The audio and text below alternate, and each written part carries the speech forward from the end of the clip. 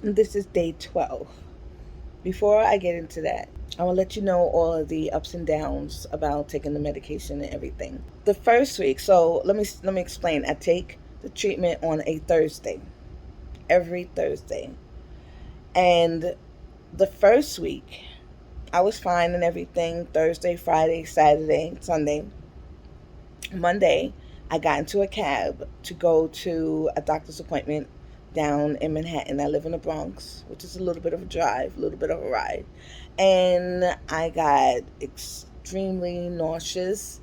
I got hot. The same thing that I always get with the hot, the heat, the nauseousness, the upset stomach.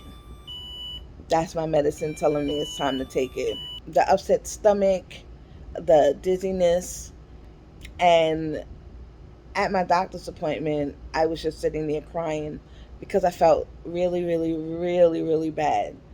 I wound up having to not go and do the test that I was going downtown to do, and I called my car service to come pick me up and take me back home. I was very weak. There were no chairs or anything by the building, so I wind up asking the security guard if I could sit on a ledge inside the building because there was no seats anywhere, and I would have had to stand up, and I couldn't. I was so weak I couldn't. So I finally went home. They finally came and picked me up. I went home. I got in bed. I stayed in bed all day. Put the air conditioner on me. Put the fan on me. Took all my clothes off. Ate something. Laid in bed. Felt better basically by that evening and definitely by the next day. So basically, if you count it, that's 4 days after the first treatment, right? So yesterday, which would be the third day after the second treatment, I wasn't feeling well. I was weak, fatigued. My legs felt like they didn't want to move. I wasn't nauseous or anything. I went on about my day like normal. I went to the dentist. I went to the dentist, but I could tell that something was wrong because all I wanted to do was just lay there and go to sleep. And I kept telling the dentist, I'm like, I don't know, just go ahead. I really just want to go home. I want to go home and go to sleep. I finally got home. The car service didn't come and pick me up. Me and my car service have a big thing going on with each other. So I wind up having to take the bus home, which was really hard because once I got off the bus, I still had to walk. My legs felt like mush. They felt like they did not want to walk. They felt like they were not going to walk anymore. But I pushed through because, I want to go home. I laid in bed and everything. And then I think around 5 o'clock in the evening, around that time, I got the nauseousness again. It was accompanied with, well, basically, I had to use the bathroom. I had to move my bowels. And when I went in there to move my bowels, that's when my stomach started hurting really bad. I started getting the hotness again and the really bad stomach pain, the upset, the cloudiness in my head. But I made it through. I moved a little bit of bowels, but I kept going back and forth, kept laying down in bed, feeling nauseous, no throwing up, no vomiting, no nothing.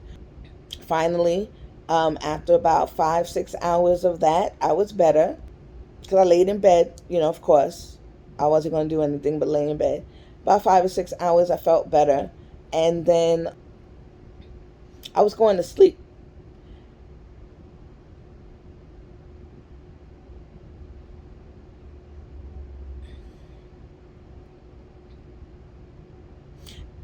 I woke up out of my sleep having to use the bathroom very badly, moving my bowels to move my bowels very bad. My stomach was hurting like crazy, and it was to the point where it was hurting so bad that I was pushing the pain. I mean, I know people, you've had that where you automatically just start pushing because the pain, it hurts so bad, and you feel like there's something in there, something's moving, and you start pushing, and that's what I was doing. But I was pushing, I wasn't breathing, I was panicking, I was in pain. So that whole vasovagal thing, that whole vasovagal, whatever it's called, that whole thing started coming. So I told my boys to call the ambulance because I felt like I was about to pass out again. They called, and one called and the other one stayed in the bathroom with me. I got off the toilet and I laid down on the floor. I put my face on the floor of the bathroom. I know this sounds disgusting, but it's what I had to do to maintain because I did not want to hit the floor again. And me being on the floor, putting my face and my arms and my body on the floor cools my body off. I guess but it is what it is. I had to do what I had to do. Once I was on the floor and I was face down on the floor, on face to the side on the floor, I started to feel better, and I told them don't call the ambulance, and they said it's too late. They're already coming. I had my son get a cool rag and put the coldness on my face and everything, and on my neck and on my chest right here. Now, I felt better, but I wasn't getting up yet. But then my stomach started hurting again. And the same thing. It was extreme, extreme, extreme pain. And it was like I have something in there, but there's nothing in there. And it was crazy, chaotic. It was horrible. By the time the ambulance came, I had gotten up and went into the living room, and I was laying down on the sofa in the living room. They came, they checked my vitals. They said my vitals were fine. My vitals were perfect, actually, which is always a good sign with me. I told them I wasn't going to go to the hospital because I just wanted to, just make it through this. Because if this is the side effects that I'm going to be getting every week, I definitely don't want to have to go to the hospital every week to be able to handle it. I need to know, I need to be able to take care of this and, not have to go to the hospital. We talked about it, me and the ambulance, the EMTs, that I probably should be taking the stool softener because the injections is probably, I remember the doctors, the oncology team mentioning that I could possibly have bowel issues, and that's why they had suggested stool softeners.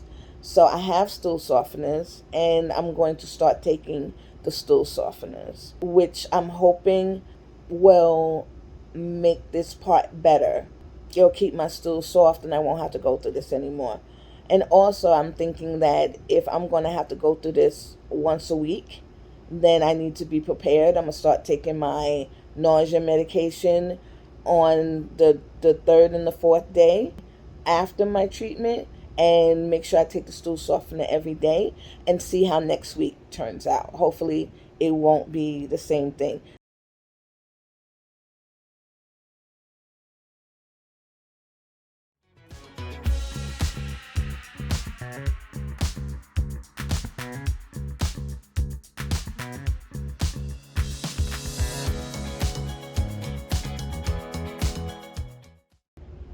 I also need you to know that it is very important that you drink a lot of water with this medication. I think that also has a lot to do with the nauseousness that happens if you don't drink enough water when you take the pill, or if you don't drink enough water, period. You have to stay drinking water.